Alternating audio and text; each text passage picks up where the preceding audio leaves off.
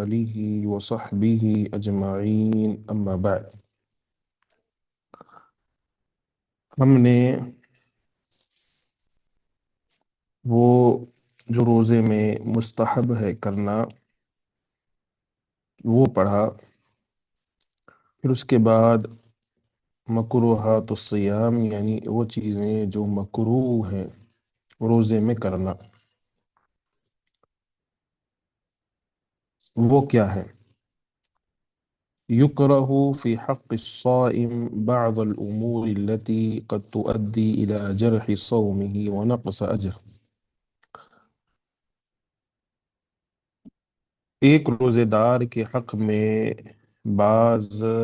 چیزیں مکروہ ہیں، بعض امور مکروہ ہیں جو اس کے روزے کو مجروح یا اس کے اجر میں کمی کا باعث بنے۔ یعنی ایک روزے دار کے لیے بعض چیزیں یا بعض امور مکروہ ہیں، اور کیونکہ اس لیے کہ وہ امور یا وہ کام اس کے روزے کو مجروح کر سکتے ہوں یا پھر اجر میں کمی کر سکتے ہوں۔ وہی، اور وہ کیا ہے؟ وہ یہ ہیں: اولا المبالغۃ فی المضمضۃ والاستنشاق، مبالغہ ہو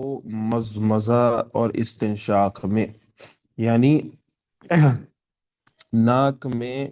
پانی چڑھانے میں یا کلی، پہلے مضمضہ ہے یعنی کلی کرنے یا پھر ناک میں پانی چڑھانے میں کوئی شخص مبالغہ کرے، یعنی وضو کرتے وقت جب وہ ناک میں پانی چڑھاتا ہے یا پھر کلی کرتا ہے تو اس کے اندر مبالغہ آرائی سے کام لے، جس کی وجہ سے ممکن ہے کہ پانی اس کے گلے کے نیچے اتر جائے۔ وَذَلِكَ خَشْيَةُ أَن يَذْهَبَ الْمَاءَ إِلَى جَوْفِهِ، کہ اس بات کا ڈر ہے کہ پانی جو ہے اس کے پیٹ میں کہیں نہ چلا جائے۔ وَبَالِغْ فِي الْإِسْتِنشَاقِ إِلَّا أَن تَكُونَ صَائِمًا، کہ تم اچھی طرح ناک میں پانی چڑھایا کرو مگر اس صورت میں نہیں جب تم روزے سے ہو۔ تو نبی صلی اللہ علیہ وسلم نے روکا ہے کہ روزے کی حالت میں مبالغہ سے کام لے کوئی، پانی ناک میں پانی چڑھانے یا پھر کلی کرنے کے تعلق سے، کیونکہ یہ دونوں بھی چیزیں ایسی ہیں کہ ذرا سی غلطی یا ذرا سی بھول یا ذرا سی جو ہے زیادہ مبالغہ آرائی اور پیٹ کے اندر پانی جانے کا خدشہ لاحق رہتا ہے۔ اسی لیے اللہ کے رسول صلی اللہ علیہ وسلم نے روکا ہے۔ روکنے کا مطلب یہ ہرگز نہیں ہے کہ کوئی جو ہے مزمزہ اور استنشاق کرے ہی نہ، نہیں کرنا ہے اس کو، رمضان میں بھی مزمزہ اور استنشاق کرنا ہے، لیکن اس میں مبالغہ نہیں کرنا ہے۔ مبالغہ کا مطلب ہوتا ہے حد سے زیادہ، جیسے عام دنوں میں پانی منہ میں لے کر اور اچھی طریقے سے کیا جاتا ہے، پھر ناک میں پانی ڈال کر زور سے کھینچا جاتا ہے، وہ ساری چیزیں اگر کریں گے تو روزہ ٹوٹنے کا خدشہ لاحق رہتا ہے۔ ثانیاً القبلۃ، بوس و کنار یعنی بوسہ دینا، یہ ساری چیزیں لمن تحرک شہوت، جس کے جو ہے شہوت کو وہ ہلا دے، یعنی جس کی وجہ سے وہ اس میں شہوت پیدا ہو جائے۔ وَكَانَ مِمَّنْ لَا يَأْمَنْ عَلَى نَفْسِهِ فَيُكْرَهُ لِلصَّائِمِ أَنْ يُقَبِّلَ زَوْجَتَهُ أَوْ أَمَتَهُ، یعنی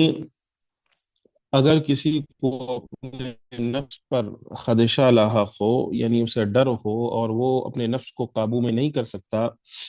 ٹھیک ہے، اپنے نفس کو قابو میں نہیں کر سکتا، تو اس کے لیے مکروہ ہے کہ روزے کی حالت میں وہ اپنی بیوی کو یا پھر اپنی بیوی کو یا اپنی لونڈی کو بوس و کنار کرے، یعنی بوسہ دے، کیونکہ اسے اس بات کا ڈر رہتا ہے کہ وہ اس کا روزہ ٹوٹ سکتا ہے۔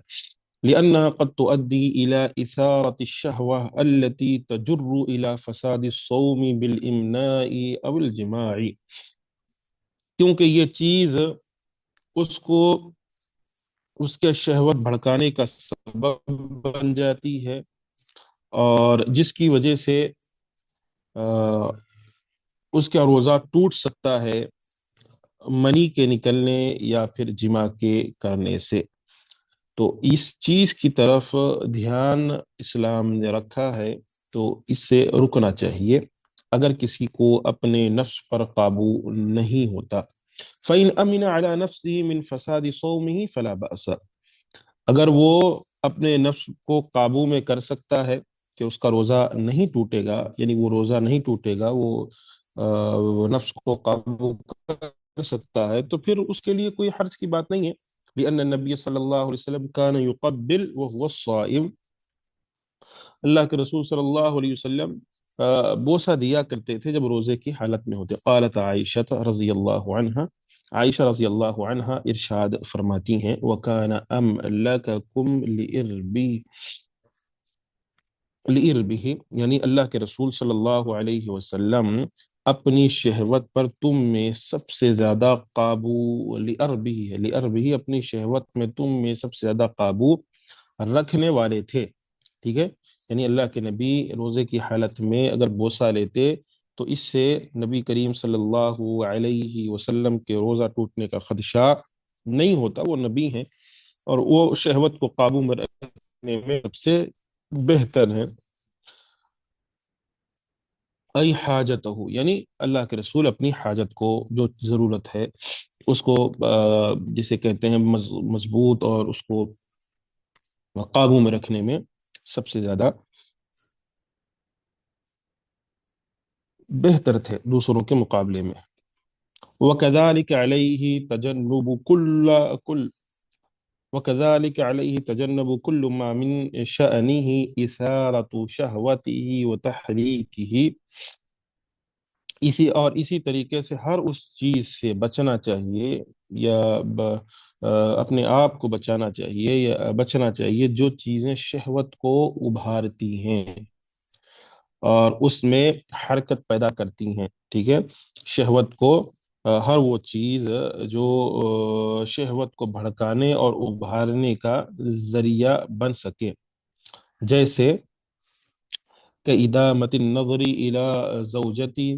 أو الأمة أو التفكر في شأن الجماع لأنه قد يؤدي إلى الإمناء أو الجماع، جیسے نظر بھر، یعنی لونڈی یا بیوی یا لونڈی کو دیکھنا ایک دم نظر جما کر، جسے ہماری زبان میں ٹک ٹکی باندھ کر دیکھنا کہتے ہیں، یا ہم بستری کے بارے میں سوچنا، لأنه قد يؤدي إلى الإمناء أو الجماع، کیونکہ یہ چیزیں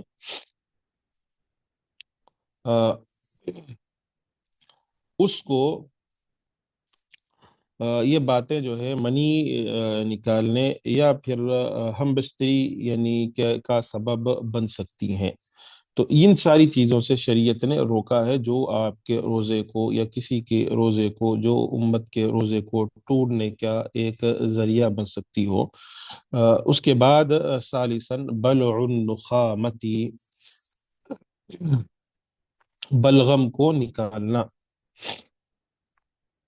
ٹھیک ہے، بلغم کو نکال، لأن ذلك يصل إلى الجوف ويتقوى به إلى جانب الاستقذار والضرر الذي يحصل من هذا الفعل، کیونکہ یہ معدے تک پہنچتا ہے اور اس کو تقویت دیتا ہے، اس کے علاوہ اس میں گندگی اور نقصان کا پہلو بھی ہوتا ہے۔ یعنی کوئی شخص جیسے ہوتا ہے صبح کے ٹائم پر بالکل اچھی طریقے سے کھانس کر اور اچھی طریقے سے جو ہے انسان اپنے منہ کی صفائی کرتا ہے، ایسے موقع پر یہ ساری چیزوں سے گریز کرنا چاہیے بذات خود، یعنی جو نکل گیا، جو اپنے آپ نکل گیا تو اس پہ کوئی حرج نہیں، لیکن بذات خود نہیں کرنا چاہیے اس میں۔ اور رابعا ذوق الطعام لغیر الحاجہ، بغیر کسی حاجت کے کھانے کو چکھنا۔ فإن كان محتاجا إلى ذلك كأن يكون طباخا يحتاج لذوق ملحه وما أشبه فلا بأس، مع الحذر من وصول شيء من ذلك إلى حلقه، یعنی اگر کوئی شخص محتاج ہے، یعنی کسی کو ضرورت ہے چکھنے کی، جیسے کہ پکانے والے ہوتے ہیں طباخ، یحتاج لذوق ملحہ، کہ وہ یعنی نمک اور اس جیسی چیزوں کو چکھنے کی ان کو ضرورت ہوتی ہے، ٹھیک ہے، وما اشبہ فلا بأس، یعنی نمک یا اس جیسی جو چیز ہوتی ہے اسے چکھنے کی ضرورت، کوئی حرج کی بات نہیں ہے چکھنا، مع الحذر، ساتھ ہوئے ڈرتے ہوئے، من وصول شیء من ذلك الى حلقه، کہ کوئی چیز اس میں سے اس کے حلق تک نہ پہنچ جائے، حلق تک کوئی بھی چیز نہ پہنچ جائے، یعنی ایک تو بغیر کسی وجہ کے چکھنا اچھا عمل نہیں ہے،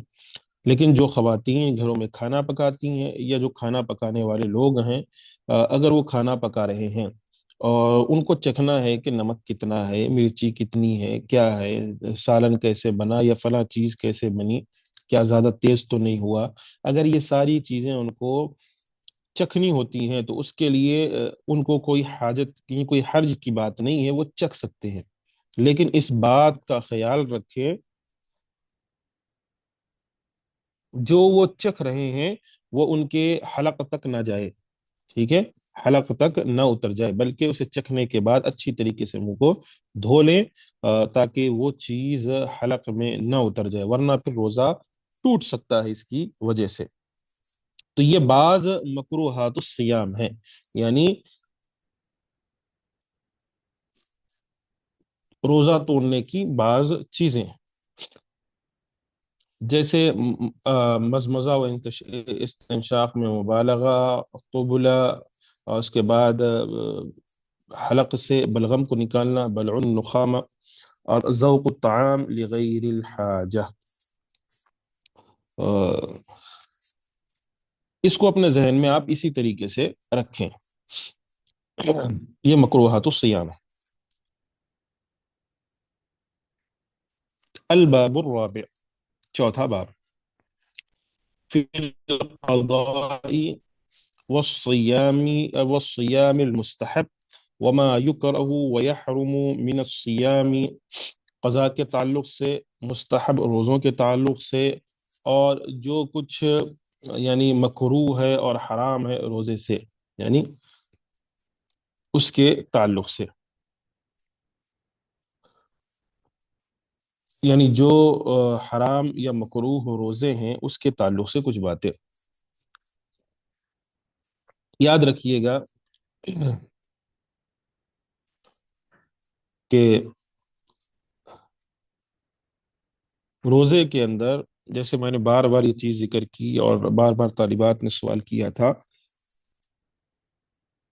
اس کے اندر اہل علم کا یہی کہنا ہے کہ جن کے روزے چھوٹے ہیں، حمل کو چھوڑ کر، حمل والا مسئلہ چھوڑ کر، جن کے روزے چاہے وہ حیض کی وجہ سے چھوٹے ہوں، چاہے وہ بیماری کی وجہ سے چھوٹے ہوں، اور بعد میں ان کو معلوم پڑے تو انہیں چاہیے کہ روزہ مکمل کرے کسی بھی حالت میں۔ بعض سوال یہ آیا تھا کہ پتہ نہیں ہے کہ کتنے دن چھوٹے تھے، کتنے دن چھوٹے تھے، تو اس کے اندر اہل علم کا کہنا ہے کہ وہ حساب لگائیں گی، اپنے اندازہ لگائیں گے، بذات خود اندازہ، اور جتنا اندازہ لگا سکتے ہیں اتنا اندازہ لگا کر جو بھی مرد ہے یا عورت، اس کے ساتھ وہ اپنا روزہ پورا کریں گی یا پورا کریں گے، یہ ضروری عمل ہے۔ شیخ بن باز رحمہ اللہ نے ایک فرق اس میں ذکر کیا ہے، وہ بھی آپ کو بتا دوں۔ شیخ بن باز رحمہ اللہ کا کہنا ہے کہ اگر روزے کسی کے چھوٹے ہوں تو ضروری ہے وہ قضا کرے، یعنی اس کی قضا اس پر واجب ہے، وہ بنا قضا کے کوئی اس کو وہ نہیں ہے، قضا کرنا ہی کرنا ہے۔ رہا حمل کا مسئلہ، تو اہل علم کا جیسے میں نے آپ کو بتایا اختلاف ہے بہت زیادہ، بعض نے کہا ہے کہ جیسے غالباً ابن عباس وغیرہ کا قول ہے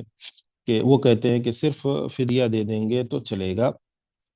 لیکن اگر کوئی فدیہ، ہاں اگر اس حالت میں ہے کہ اس کی قضا نہیں ہو سکتی بعد میں بھی، تو فدیہ دے دے، کوئی حرج کی بات نہیں ہے، لیکن بعض نے کہا کہ قضا کرنا ہے، تھوڑا اختلاف ہے اہل علم کا اس میں۔ لیکن جن کے روزے ان کے علاوہ چھوٹے ہیں، چاہے وہ حیض کی حالت میں ہو، چاہے وہ کسی بھی وجہ سے، کسی بھی وجہ سے، اگر کسی کے روزے چھوٹے ہوں تو اس کے لیے ضروری ہے کہ وہ اپنے سارے کے سارے روزے مکمل کرے، جتنے چھوٹے ہیں اندازہ لگائے۔ جیسے سوال آیا کہ پتہ ہی نہیں ہے، خبر ہی نہیں ہے کتنے روزے چھوٹے، تو اندازہ لگائے گا ہر سال، یا جس سال چھوٹے تھے یا جتنے سال چھوٹے تھے اندازہ لگائیں گے۔ اگر پھر بھی اس میں کہیں چھوٹ گیا، کوئی حرج کی بات نہیں، لیکن جتنا اندازہ آپ لگا سکتے ہیں، یعنی 10 روزے، 20 روزے، یا ایک مہینے کے روزے تقریباً اندازہ لگا کر، تو اتنے روزے دوبارہ اسے مکمل کریں، یہ ضروری ہے، کیونکہ روزوں کے اندر قضا ضروری ہے، اس کے علاوہ کوئی چھوٹ نہیں ہے، الا یہ کہ وہ دائمی بیماری ہو، جیسے ذکر کیا گیا، جیسے کسی کو کیا کہتے ہیں، ایسی دائمی بیماری میں ہر چیز ہوتی ہے، کئیوں کا جو ہے جسے کہتے ہیں کہ شوگر یا بی پی جو ہے اتنا ہائی چلتا ہے کہ ان کے لیے جو ہے روزہ رکھ پانا بہت ہی مشکل ہو جاتا ہے، وہ روزہ نہیں رکھ پاتے، تو ایسی حالت میں ان کے لیے الگ معاملہ ہے، ٹھیک ہے۔ شوگر بی پی بھی جو ہے کئی کنٹرول رہتا ہے تو روزہ رکھ لیتے ہیں بہت سے لوگ آج کل۔ شوگر اور بی پی تو ہماری نظر میں، یہ ہماری نظر یعنی معاشرے کی نظر میں تو اب بیماری بھی تصور نہیں کی جاتی، وہ تو ہر کسی کو، ہر دوسرے آدمی کو ہوتی ہے یہ تو ایک عام سی بات، جبکہ وہ بہت سخت بیماری ہے وہ حقیقت میں۔ لیکن اگر کسی کے کئیوں کا ایسا ہوتا ہے کہ بہت زیادہ رہتا ہے، جیسے پاؤں وغیرہ سوج جاتے ہیں، اور پھر ان کا جو ہے روزہ رکھ پانا جو ہے حد سے زیادہ جو ہے مشکل، خصوصاً یہ بڑی عمر کے جو لوگ ہوتے ہیں ان کے ساتھ اکثر ہوتا ہے، ان کو جو ہے کئیوں کو جو ہے کیا کہتے ہیں انجیکشن وغیرہ بھی لگتا ہے، تو پھر ان کے لیے الگ معاملہ ہے کہ یہ صرف فدیہ دے دیں، چاہے جو بھی بیماری اگر دائمی ہو تو۔ لیکن شیخ بن باز رحمہ اللہ نے ایک چیز ذکر فرمائی ہے، وہ یہ کہ اگر کسی نے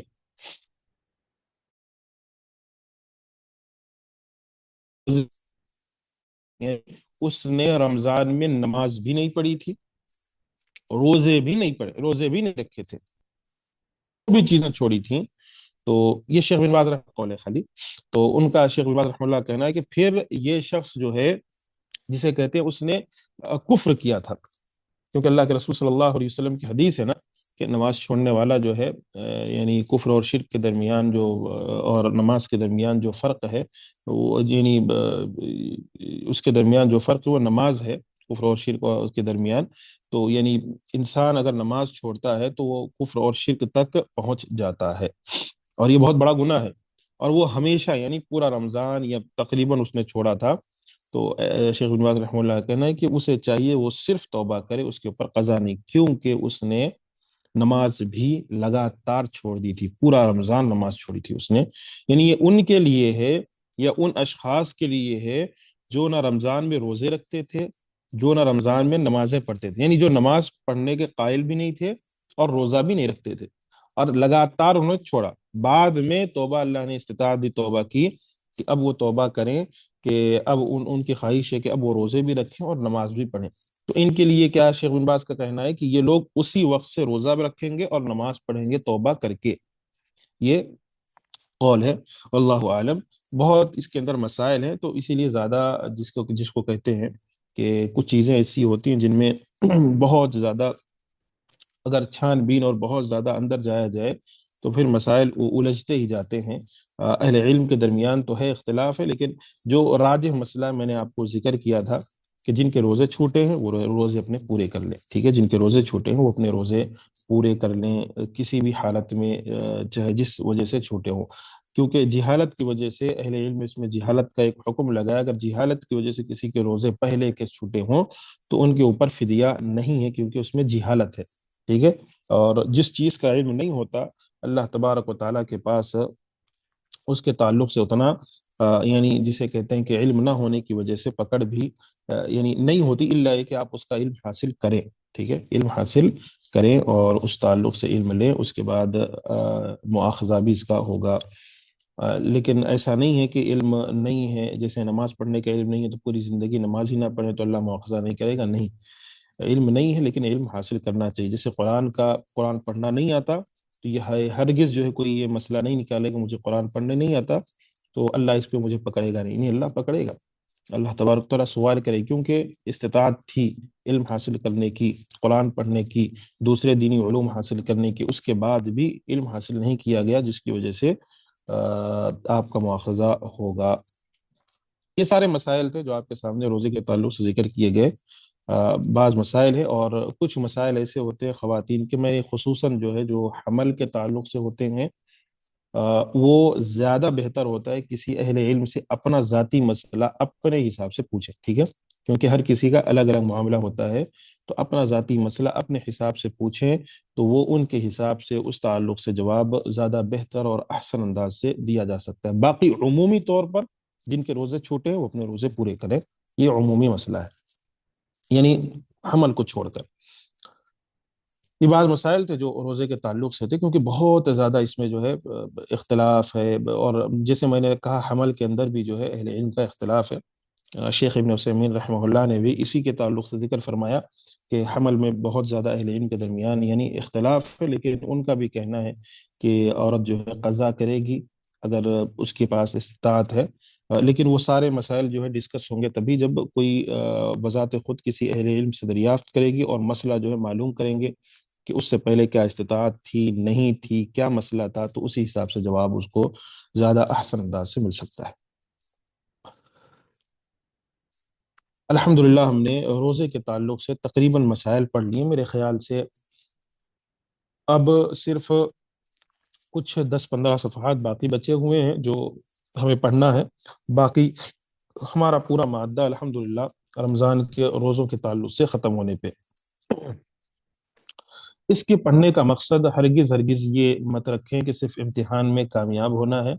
یا یہ پڑھ کر ہم امتحان میں کامیاب ہو جائیں گے اور بس ختم، یہ اس کے بعد مسائل یاد رہیں نہ یاد رہیں کسی کو کوئی فرق نہیں پڑتا، نہیں، ہرگز نہیں، ہرگز نہیں۔ میں یہ بات اکثر طالبات کو کہتا رہتا ہوں کہ علم کا حصول جو ہے اور خصوصاً دینی علوم کا حصول، وہ ہماری زندگی پر اثر انداز ہونا چاہیے۔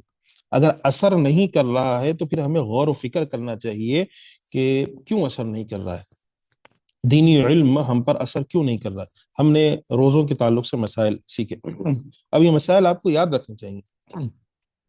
کوئی آپ سے مکروہات الصیام، یا کبھی آپ سے جو ہے کبھی ذہن میں آ جائے کہ مستحبات کیا ہے، تو یہ آپ کے ذہن میں ہمیشہ رہنے چاہیے کہ یہ چیزیں مستحب ہیں، یہ چیزیں مکروہ ہیں، روزہ اس کو کہتے ہیں، روزے کی یہ فضیلت ہے، ٹھیک ہے، یہ ساری چیزیں۔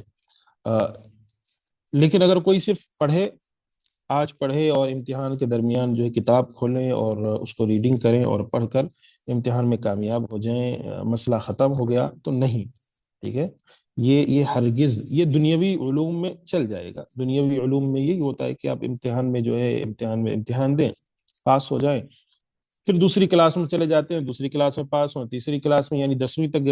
جانے تک جو ہے 5ویں اور 6ٹھی میں کیا امتحانات آئے تھے اس کا بھی جو ہے حل کرنا مشکل ہو جاتا ہے کئی دفعہ۔ تو یہ دنیاوی علوم میں کوئی حرج کی بات نہیں ہے، دنیاوی علوم میں، اور فطری چیز ہے انسان کو۔ لیکن دینی علوم میں کیا ہوتا ہے، دینی علوم میں جو ہم سیکھتے ہیں اس پر عمل کرنا ہوتا ہے۔ اللہ پوچھے گا جس چیز کا تمہارے پاس علم تھا اس پر عمل کیوں نہیں کیا، ٹھیک ہے، ہمارے پاس علم تھا، ہمارے پاس سارے وجوہات تھے، ساری چیزیں تھیں، پھر اس پر عمل کیوں نہیں؟ عمل کے ساتھ ساتھ دوسروں کو نصیحت بھی کرنا ہے۔ ہم جو علم حاصل کر رہے ہیں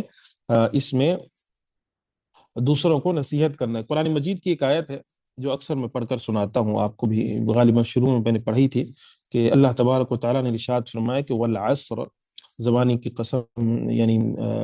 ان الانسان لفی خسر، انسان خسارے میں، الا الذین آمنوا، جنہوں نے ایمان لایا، وعملوا الصالحات، جنہوں نے نیک عمل کیا، ٹھیک ہے، وتواصوا بالحق وتواصوا بالصبر، جنہوں نے حق کی وصیت کی اور صبر کیا اس پر۔ تو یہ ضروری عمل ہوتا ہے۔ دینی علوم میں اگر کوئی یہ چاہتا ہے کہ دینی علم حاصل کرنے کے بعد عزت ہو، واہ واہی ہو، تو یہ نہیں، یا پھر دنیاوی یعنی دنیاوی مال و متاع یا دنیا کے لیے حاصل کرنا چاہتا ہے، تو ایسوں پر اللہ کے رسول صلی اللہ علیہ وسلم نے وعید بھی ذکر فرمائی ہے۔ تو خیال رکھیں، اور نیتوں کا، سب سے پہلے نیتوں میں خلاص ہونا یہ بہت ضروری عمل ہے، کیونکہ ہم جو علم حاصل کر رہے ہیں اگر نیت خالص ہے تو یہاں جو بیٹھے ہوئے ہیں اس پر ثواب مل رہا ہے ہمیں، الحمدللہ۔ اگر کسی کی نیت خالص نہیں ہے نا، اس کی نیت میں یہ ہے کہ یہ علم حاصل کروں گا یا کروں گی اور دنیا والوں کو بتاؤں میں بھی عالمہ ہوں، میں بڑی ہوں، میں نے ایسا علم حاصل کیا ہے، میرے اندر جو ہے یہ چیزیں ہیں، اگر ایسی نیت ہے کہ دنیاوی چیزیں حاصل ہو، دنیا کی تعریف ملے، الا ماشاء، یعنی میں کسی جو ہے خاص طالبہ پر یا کسی پر یہ الزام نہیں لگا، یہ عمومی بات ذکر کر رہا ہوں، ٹھیک ہے، کوئی کہ اپنے لیے پرسنل نہ لے لے کہ شیخ جو ہے کسی کے لیے کہیں وہ یا ہمارے لیے نہیں، یہ عمومی بات ہے، ہمارے اساتذہ نے ہمیں جیسے بتلایا ہم بھی آپ کو ویسے ہی بتا رہے۔ اگر یہ نیت ہو کہ دنیا میں ترقی ملے، دنیا کے اندر واہ واہی ملے، اور اس سے عمل کی کوئی جو ہے کیا کہتے ہیں ہمارا لگاؤ نہیں ہے، تو پھر یہ کسی فائدے کا نہیں، نہ اس پہ ثواب ملنے والا ہے نہ کچھ۔ اگر نیت یہ ابھی بیٹھے ہوئے نیت یہ ہے کہ جو علم حاصل کیا جا رہا ہے اس پر عمل کروں گی یا کروں گا، اور ساتھ میں لوگوں کو نصیحت بھی کروں گا، اگر یہ نیت ہے تو پھر الحمدللہ اس پر اللہ ثواب دے رہا ہے، ابھی بھی دے رہا ہے، یہاں بیٹھنا اس پر بھی اللہ تبارک و تعالی ثواب دے رہا ہے۔ اللہ ہم تمام کے جو ہے گناہوں کو معاف فرمائے۔ آگے مسئلہ ہم پڑھتے ہیں فی القضاء والصیام، فیہ مسائل، اس میں مسائل، المسألۃ الاولی قضاء الصیام، یعنی روزے کی قضا۔ إذا أفطر المسلم يوما من رمضان بغير عذر وجب عليه أن يتوب إلى الله ويستغفره، لأن ذلك جرم عظيم ومنكر كبير، ويجب عليه التوبة والاستغفار، القضاء بقدر ما أفطر۔ ٹھیک ہے،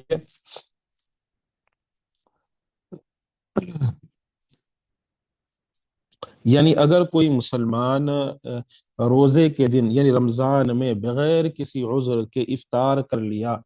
تو اس پر ضروری ہے کہ وہ اللہ سے توبہ کرے، استغفار کرے، کیونکہ یہ بہت بڑا گناہ ہے، بہت بڑی چیز ہے، یعنی گناہ ہے، بہت بڑا برا عمل ہے۔ توبہ و استغفار کرے، اور مع التوبة والاستغفار القضاء بقدر ما افطر بعد رمضان، یعنی وہ قضا کرے اس مقدار کی، یعنی جو اس نے رمضان میں افطار کیا، ٹھیک ہے، رمضان میں جو اس نے رمضان میں روزے چھوڑے، بعد رمضان اس کی قضا کرے۔ ووجوب القضاء هنا على الفور على الصحيح من اقوال اهل العلم، یعنی قضا جو ہے واجب ہے ایسے لوگوں پر کہ علی الفور، یعنی ترنت رمضان ہوتے ہی، عید ختم ہوتے ہی علی الفور اسے چاہیے وہ قضا کرے، اہل علم کے اقوال میں سے، لأنه غیر مرخص له فی الفطر، کیونکہ ان کو یہ جو لوگ ہیں یا جنہوں نے یہ کیا ہے کہ ان پر، کیونکہ ان کے لیے روزہ چھوڑنے کی اجازت نہیں تھی، نہیں دی گئی تھی، یعنی ان پر یعنی جسے کہتے ہیں کہ کوئی وجہ نہیں تھی، جیسے سفر ہے یا پھر بیماری ہے یا پھر کوئی دوسری وجوہات ہے، اگر ان وجوہات کے بغیر جان بوجھ کر وہ روزہ کسی ایک دن کا چھوڑتا ہے تو اس کے لیے ضروری ہے کہ وہ فی الفور رمضان ختم ہو اور اسی موقع پر وہ قضا کرے۔ والاصل ان یودیہ فی وقتہ، ٹھیک ہے، اصل یہ ہے کہ یہ روزے اس کے اوقات میں ادا کرنے چاہیے، ٹھیک ہے، جو روزہ اس کا یعنی جو رمضان کے روزے ہیں اسی وقت ادا کرے، یعنی اسی وقت روزے رکھے، چھوڑے نہ، لیکن اگر روزے کوئی جان بوجھ کر بھی چھوڑ رہا ہے، ایک تو بہت بڑا گناہ، بہت بڑا، ایک بھی روزہ اگر وہ جان بوجھ کر چھوڑتا ہے بہت بڑا گناہ ہے، اور ساتھ میں بہت بری چیز ہے، یعنی بہت برائی والا عمل ہے، اسے چاہیے وہ توبہ استغفار کرتا ہے، اللہ سے توبہ مانگے، اللہ سے استغفار کرے، اور پھر جیسے ہی رمضان ختم ہو ترنت سب سے پہلے اپنی وہ قضا پوری کرے۔ یہاں بتانے کا مقصد یہ ہے، کیوں یہ چیز ذکر کی جا رہی ہے، کیونکہ لوگ جان بوجھ کر روزے نہ چھوڑیں، اور ساتھ میں یہ بھی سمجھ لیں آپ کہ ہمارے معاشرے کے اندر اللہ خیر کرے بعض لوگ ایسے موجود ہیں جو روزہ رکھتے ہی نہیں، ایک آدھ دو دن کا روزہ چھوڑ دیتے ہیں، اور اس چیز کو وہ لوگ عیب بھی تصور نہیں کرتے، گناہ بھی تصور نہیں کرتے، ہیں ایسے، میں جانتا ہوں، اگر آپ یہ دنیا دار لوگوں کو دیکھیں ان میں سے بعض آپ کو مل جائیں گے جو روزہ ہی نہیں رکھتے اور ایک آدھ دن کا روزہ چھوڑ دیتے ہیں، پوچھا جائے وجہ کیا ہے، کوئی وجہ نہیں ہے، صرف روزہ چھوڑ دیا انہوں نے، اور عیب بھی یعنی گناہ بھی تصور نہیں ہے، یہ ان کی نظر میں یہ گناہ بھی نہیں، یہ بہت بڑا گناہ ہے، اندازہ نہیں لگا سکتے آپ، سوچو جس کا اجر اللہ کہے کہ اس کا اجر میرے حصے میں ہے، میں دوں گا، اور سبحان اللہ، اور اس کے بعد کوئی شخص کھڑا ہو جائے اور کہے کہ یہ میں روزہ ہی نہیں رکھوں گا، ایک تو روزے کا انکار اگر کر دیں، یعنی رمضان کے روزے ہی نہیں ہے تو کافر ہو جائے گا، لیکن کوئی روزے نہیں رکھتا تو یہ بہت بڑا گناہ ہے، اللہ تبارک و تعالیٰ اس پر اس کو پکڑے گا، قیامت والے دن اس کی پکڑ ہوگی، یہاں سے دنیا سے جائے گا، اللہ کے سامنے حضور پیش ہوگا اور پکڑ ہوگی، تو نہیں چھوڑنا چاہیے کبھی بھی۔ بلوغت کے بعد، یاد رکھیے، بالغ ہونے کے بعد سے لے کر روزے ہرگز ہرگز نہیں چھوٹنے چاہیے، اس کے بعد سے لے کر جب تک اللہ نے طاقت دی ہے روزے نہیں چھوٹنے چاہیے،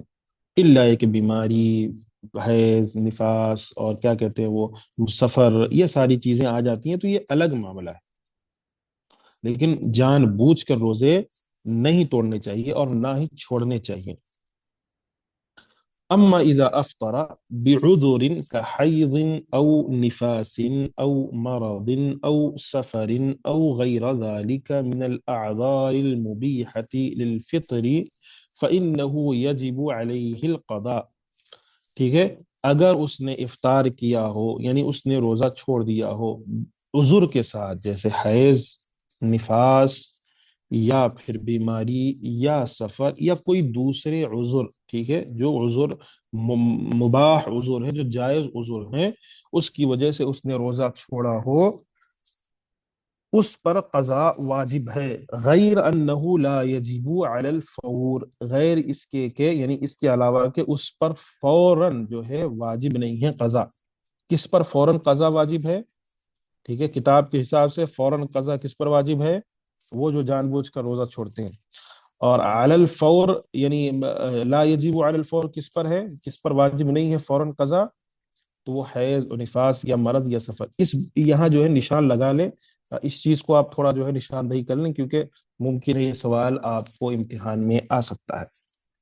یہ باریک مسئلہ ہے، اگر نشاندہی نہیں کی ہے تو نشاندہی کر لیں، کیونکہ اس باریک مسئلے کو سمجھ جائیں ورنہ پھر پریشان ہو جائیں گے۔ بل علی التراخی الی رمضان الاخر، بلکہ وہ دوسرے رمضان تک لیٹ کرنا جائز ہے، یعنی جتنا بھی لیٹ کر کے وہ، یعنی جب بھی وہ کرے وہ لیٹ کر کے روزے رکھ سکتی ہے، اس کو پورا آپشن کھلا ہوا ہے۔ ایک عورت کو یا ایک مرد کو، یعنی ایک روزے دار کو، اگر وہ روزہ رمضان میں کسی وجہ کے بنا پر، عذر شرعی کے بنا پر چھوڑا ہے، تو اس کے لیے پورا سال ابھی رکھا ہوا ہے، وہ دھیرے دھیرے کر کے اپنے روزے مکمل کرے، لیکن یندب له ویستحب التعجیل بالقضاء، لیکن مندوب ہے اس کے لیے، مستحب ہے اس کے لیے کہ وہ قضا میں جلدی کرے، ٹھیک ہے، تعجیل یعنی جلدی، یعنی قضا کو جلدی پورا کر لے،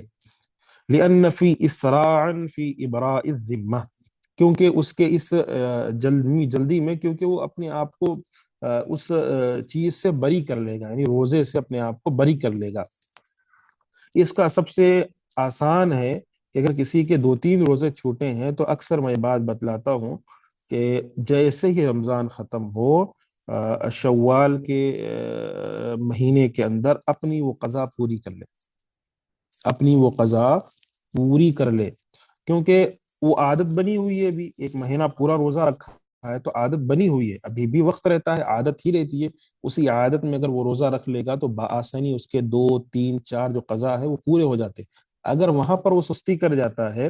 تو پھر کیا ہوتا ہے، وہ دھیرے دھیرے دھیرے دھیرے وقت کے ساتھ پھر انسان سوچتا ہے کہ چلو دسمبر یا سپٹمبر نومبر کے آس پاس میں کریں گے، جب جو ہے دن چھوٹا ہو جائے گا اور وہاں جلدی جو ہے افطار کرنے کا موقع ملے گا، وہ سوچتے سوچتے اس کی قضا ختم ہو جاتی ہے، یعنی وہ دوسرا رمضان آ جاتا ہے اور اس کی قضا باقی رہ جاتی ہے، ختم نہیں ہوتی، باقی رہ جاتی ہے اور دوسرا رمضان آ جاتا ہے۔ تو اسی لیے جتنی جلدی ہو سکے اپنی قضا کو پورا کرنا چاہیے، جتنی جلدی اپنے آپ کو بری کر سکیں آپ کہ بھئی میرے روزے پورے ہو گئے، اب الحمدللہ میں جو ہے میرے جو چھوٹے ہوئے روزے تھے میں اس سے بری ہو گیا، یہ بہت اچھا عمل ہے، ٹھیک ہے، یہ اچھی چیز ہے، کیونکہ انسان اس سے جو ہے پھر سکون میں رہتا ہے، پھر اسے کوئی پریشانی نہیں ہوتی۔ وَلِأَنَّهُ أَحْوَطُ لِلْعَبْدِ، اور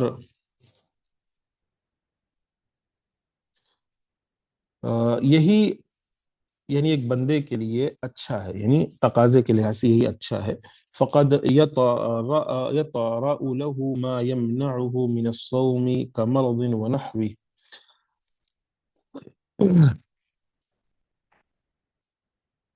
یعنی یہی چیز اچھا ہے، کیونکہ کبھی کبھی جو انسان بیمار رہتا ہے، بیماری وغیرہ جیسے حالات پیش آ جاتے ہیں جو روزہ رکھنے میں رکاوٹ اختیار کرتے ہیں، رکاوٹ اختیار کر جاتے ہیں، ٹھیک ہے، یعنی ایک شخص کو چاہیے وہ جتنی جلدی ہو سکے اپنے روزے پورے کرے، کیونکہ کسی کو نہیں معلوم کس موقع پر وہ بیمار ہو جائے۔ مثال کے طور پر کوئی یہ سوچ کر رکھا ہے کہ میں آخری مہینے میں روزے اپنے قضا کروں گی یا کروں گا آئندہ سال کے، یا جو دوسرا رمضان آنے والا ہے اس سے پہلے پہلے 1 2 مہینے پہلے میں قضا کروں گی، یہ کروں گا، تو ہو سکتا ہے اسی مہینے یا اسی ماہ میں جو بیمار پڑ جائے،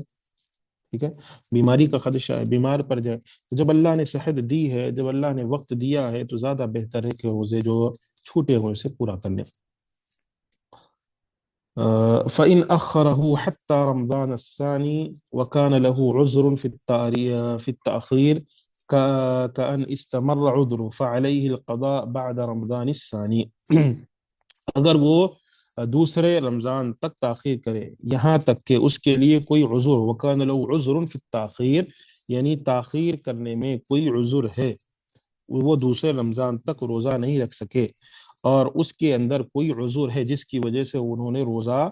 تاخیر کیا ہے دوسرے رمضان تک، یعنی پہلا رمضان میں اس کے روزے، یعنی 2025 میں روزے چھوٹے، 2025 سے لے کے 2026 تک قضا نہیں کر پائے، اس عذر شرعی کی وجہ سے کچھ نہ کچھ عذر آ ہی جاتا تھا، اور رمضان آ گیا، یعنی 2026 والا رمضان آ گیا اس کے لیے، اور عذر اس کا ویسے ہی ہے، ابھی عذر ہے، تو اس کے لیے ضروری ہے کہ وہ دوسرے رمضان کے بعد جو پہلے یعنی 2025 والے روزے ہیں وہ پورے کر لے، صرف قضا پورے کرے۔ اما ان اخرہ الى رمضان الثانی بغیر عذر، اگر اس نے تاخیر کیا دوسرے رمضان تک بنا کسی عذر کے، کوئی عذر نہیں ہے، فعلیہ مع القضاء اطعام مسکین عن کل یوم، تو اس کے لیے ضروری ہے کہ وہ قضا کے ساتھ مسکین کو ہر دن کھانا کھلائے، جتنے روزے ہیں اتنے روزے قضا بھی کریں گے، اور اس کے ساتھ مسکین کو ہر دن کھانا بھی کریں، یہ بغیر عذر کے ہے، اگر عذر ہے تو جائز ہے، عذر نہیں ہے تو جائز نہیں ہے، یہ قاعدہ، یہ چیز آپ یاد رکھیں، ٹھیک ہے، اس کو آپ نافذ کر لیں، کوئی زیادہ پریشان ہونے کی اس میں ضرورت نہیں، عذر ہر چیز، عذر بیماری ہے، سفر ہے، دوسرے بھی مسائل ہیں، چاہے کوئی بھی عذر شرعی جسے کہا جائے، عذر شرعی ہو تو اسے چاہیے وہ اپنا روزہ، اگر عذر شرعی ہے تو دوسرے سال میں جو رمضان آئے اس میں روزے رکھنے کے بعد وہ قضا پہلے سال والے رمضان کے پورے کرے، اور اگر عذر شرعی نہیں ہے تو مسکین کو کھانا کھلانے کے ساتھ ساتھ وہ قضا پوری کرے۔ ولا يشترط في القضاء التتابع، قضا کے اندر ضروری نہیں ہے کہ تتابع ہو، یعنی لگاتار روزے رکھے، بل یصح متتابعا ومتفرقا، بلکہ صحیح ہے کہ وہ لگاتار بھی رکھے یا بیچ میں جو ہے چھوڑ کر بھی روزے رکھے، ولقول تعالی فمن كان منكم مريضا او على سفر فعدة من ايام اخر، تو دوسرے دنوں میں وہ اپنے جو ہے روزے پورے کر لے جو مریض یا مسافر ہے۔ فلم یشترط سبحانہ فی هذه ایام التتابع، اللہ تبارک و تعالی نے شرط نہیں لگایا ہے کہ وہ تتابع یعنی لگاتار روزے رکھے، جیسے مثال کے طور پہ کسی کے 7 روزے چھوٹے ہیں یا 6 روزے چھوٹے ہیں تو اس کے لیے یعنی لگاتار رکھنا ضروری نہیں ہے، مہینے میں 2 روزے رکھ رہا ہے تو کافی ہے، یہ مہینے میں 1 روزہ رکھ رہا ہے، اور دوسرے مہینے میں 1 روزہ رکھ رہا ہے، تیسرے مہینے میں 2 روزے رکھ رہا ہے، کوئی حرج کی بات نہیں، اپنے حساب سے وہ رکھے، ہفتے میں 1 2 ہفتے میں 2، جیسے بھی وہ رکھنا چاہ رہے ہیں اپنے حساب سے رکھے، ضروری نہیں ہے، شرط نہیں ہے کہ لگاتار پورے روزے رکھے، ولو کان شرطا لبینہ سبحانہ وتعالی، اگر یہ شرط ہوتا تو اللہ تبارک و تعالی ضرور اس کو بیان کرتا، ٹھیک ہے، اس کو ضرور اللہ بیان کرتا۔ یہ ہے قضا کے تعلق سے بعض مسائل۔ آگے انشاءاللہ الصیام المستحب، مستحب روزے کیا ہیں وہ ہم پڑھیں گے، اللہ سے دعا ہے ہم تمام کو اللہ تبارک و تعالی قرآن و سنت پر عمل کرنے والا بنائے، آمین، وآخر دعوانا الحمد للہ رب العالمین۔